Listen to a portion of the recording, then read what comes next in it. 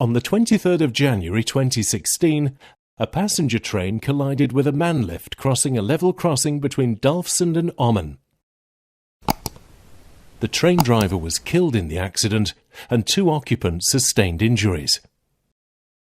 When a train derails and ends up on its side, the effects are serious. In the investigation, the Dutch Safety Board therefore looked for answers to the following questions.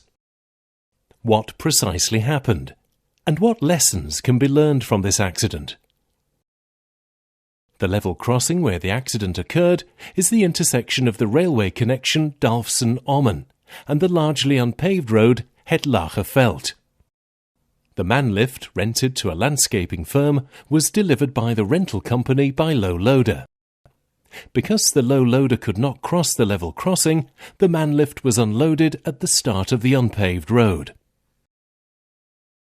The man lift had a maximum velocity of 1 km per hour. The employees of the landscaping firm thought they had sufficient time to cross the level crossing after a passing train. They did not check the timetable, nor contact track manager ProRail.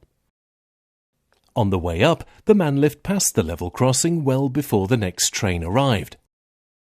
After finishing their work, the employees of the landscaping firm assumed, supported in their belief by the successful crossing the previous day, they had at least 10 minutes to cross the level crossing. Just like the previous day, they waited for a train to pass. After a train to Dalfsen had passed, the operator of the man lift started the return journey. When the train arrived in Dalfsen, another train left the station in the opposite direction. During the crossing, the operator saw a train approaching from the direction of Dalfsen. At this point, the train was at such a distance that the level crossing had not yet been activated.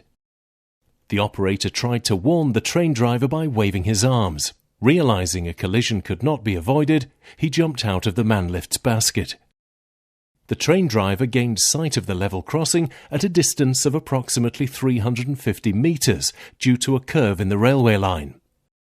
Only at a distance of 175 metres he was able to see that the level crossing was not cleared.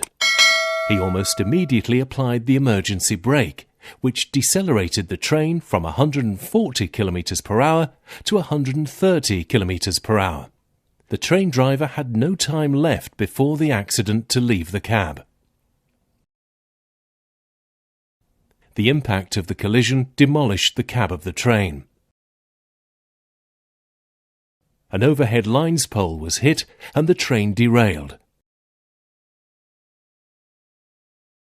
The train driver was killed in the accident and 2 occupants sustained injuries. The man lift was completely destroyed.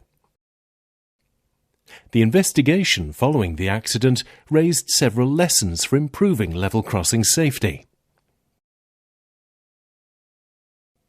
Crossing a level crossing with exceptional road vehicles is dangerous.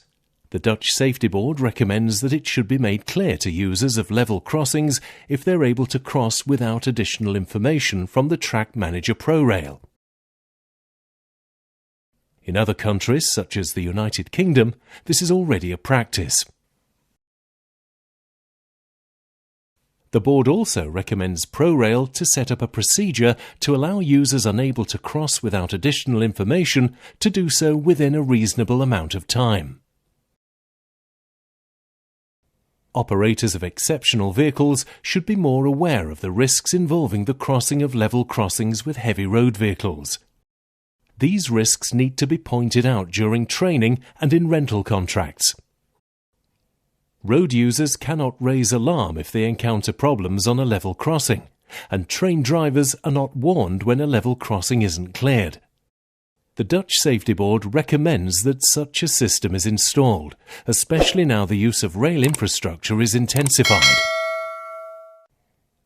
The severe effects of the accident were caused by the high speed of the train, the late visibility of the level crossing from the cab of the train, and by the man lift's large mass and rigidity. A recent accident near Winsum shows that a train can also derail after colliding with a truck.